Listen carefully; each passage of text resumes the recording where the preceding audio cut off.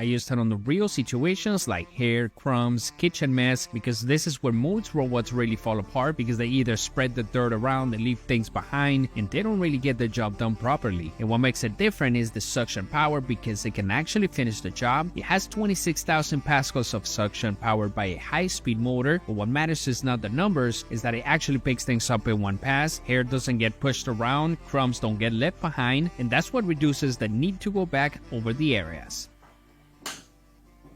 Charging. Start auto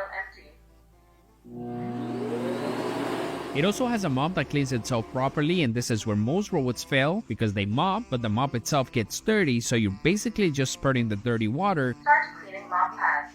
But this uses the 100 degrees Celsius hot water mop cleaning system, so it's actually washing the mop with heat, breaking down the stains, reducing the bacteria, and keeping it clean throughout the process. When it comes to the edges, this is where things usually get missed, but in this one we have an edge cleaning that actually reaches, and this uses a system that extends the brush and the mop outward to reach along the walls and tight spaces, so instead of leaving a thin line of dust along the edges, it actually cleans into those areas. Now the navigation, I noticed that it keeps it very efficient because it uses the laser-based mapping and obstacle detection, so it moves through your space in a structured way instead of randomly bumping around, which means less overlap and fewer missed areas. And after every self-cleaning cycle, it dries the mop automatically, so you're not dealing with a wet smelly pad later.